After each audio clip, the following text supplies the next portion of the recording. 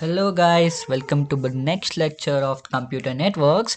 So the next lecture is the web and the HTTP. So now let's look into the overview of HTTP. First of all, what is HTTP? The HTTP is nothing but it is the Hypertext Transfer Protocol. I repeat, Hypertext Transfer Protocol. The web application layer protocol is it is the heart of the web. Okay, so now HTTP is implemented in two programs. What are the two programs? A client program and as a server program. The client program and the server program executing on different end systems, so talk to each other by exchanging HTTP messages. Means a client and a server programs which are executing in different end system and they talk to each other by exchanging a hypertext transfer protocol messages. HTTP defines the structure of these messages. It means it defines the structure of the messages and how the client and server exchange the messages. Okay. Now, a web page is nothing but it consists of objects. So what is the example of objects? An object is simply a file like HTML file or JPEG image. For example, it is an example. So okay, most of the web pages consist of base HTML file and several referenced objects. So the base HTML file references the other objects in the page with the objects URLs. Each URL has a two components. What are the two components of the URLs? The host name of the server that houses the object and the object's path name. For example, it is an example of URL.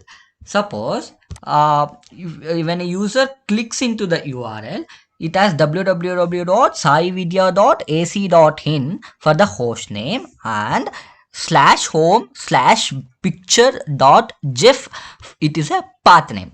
Okay. HTTP defines how web clients request web pages from web servers and how servers transfer web pages to clients. Means HTTP which defines how the server and the clients are which request and get a response. So HTTP defines that. So now let's look how they both communicate with each other. When a user requests a web page, for example, when a user clicks on this hyperlink, the browser sends HTTP request messages. See, the browser which sends the HTTP request messages to the server, and then for the objects in the page to the server.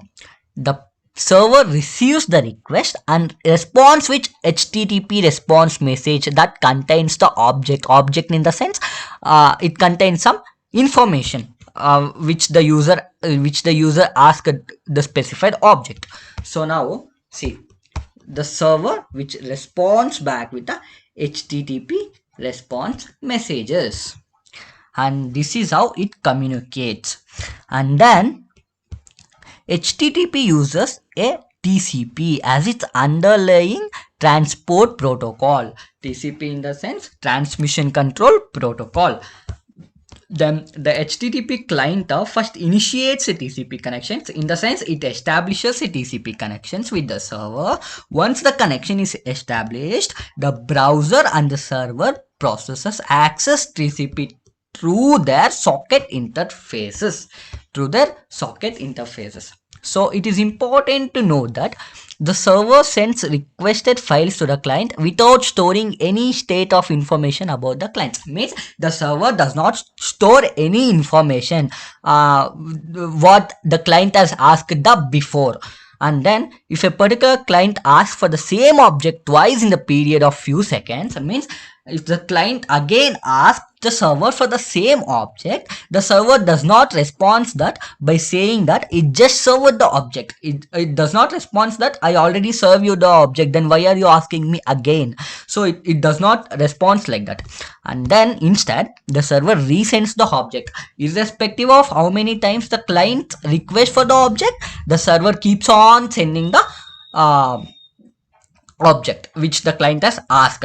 So it does not keep the records. as it has completely forgotten what it did earlier. As I said, it does not keeps the records, so it keeps on sending the object, because an HTTP server maintains no information about the clients.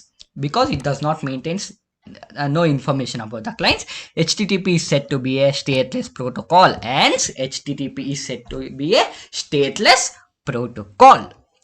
Thank you.